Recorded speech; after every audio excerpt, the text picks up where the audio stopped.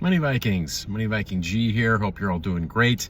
I think I got a good one for you. I wanted to cover kind of the top 5 sort of takeaways from Warren Buffett's anticipated letter, his annual letter to shareholders that he puts out.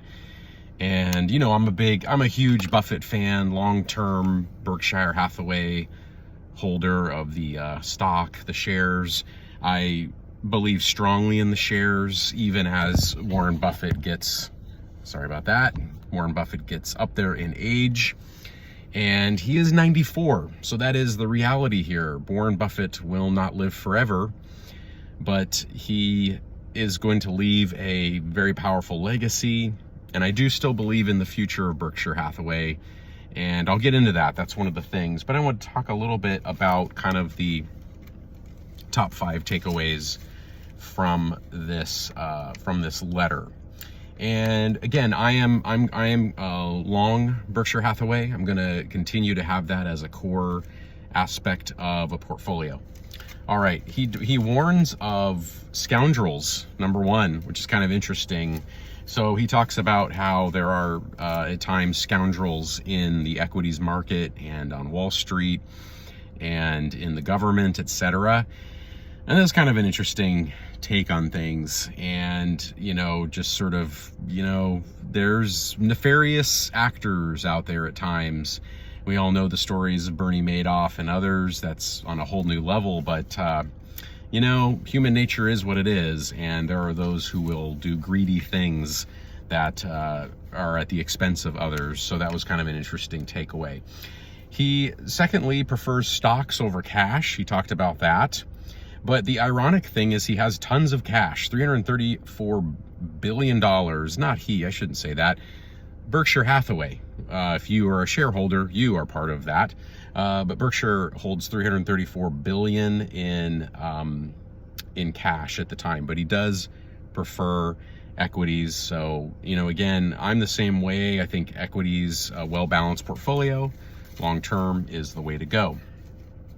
Number 3, he holds Japanese stocks. If you look up, there's quite a few Japanese stocks in the Berkshire portfolio now, and he's long-term bullish on Japanese equities. So just keep that in mind. If you're an owner of Berkshire shares, you are also a part owner in several very strong Japanese companies that seem to be doing quite well. I was surprised to see him talk about something. He said paper money can see its value evaporate.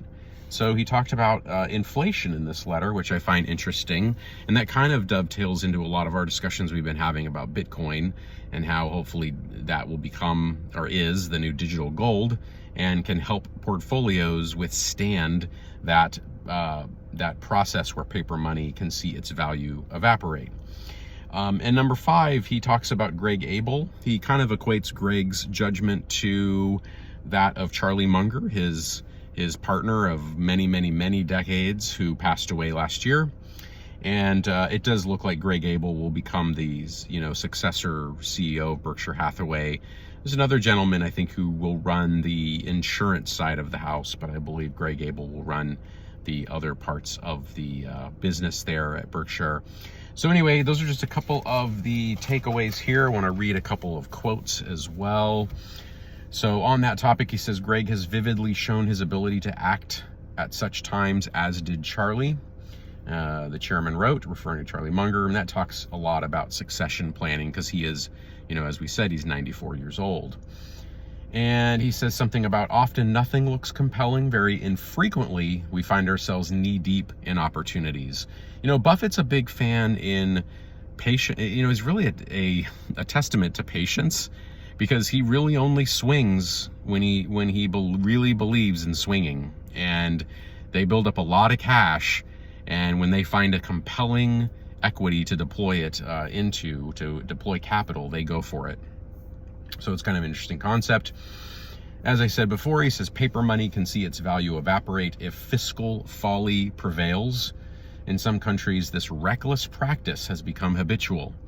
And in our country's short history, the U.S. has come close to the edge, Buffett wrote. Fixed coupon bonds provide no protection against runaway currency. Very interesting for all you Bitcoin people out there, including myself. And what else do we have here? Despite what some commentators currently view as an extraordinary cash position at Berkshire, the great majority of your money, he says, your money as the shareholders, remains in equities, and the preference won't change.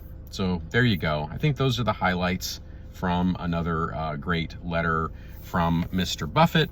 And who knows how many of those we have left. He's 94, and life gets a little tricky at 94. So, you know, make the best of every day. God bless you. God bless your families. Thanks a lot for watching the channel, and please like and subscribe, and we'll see you on the next one. Take care.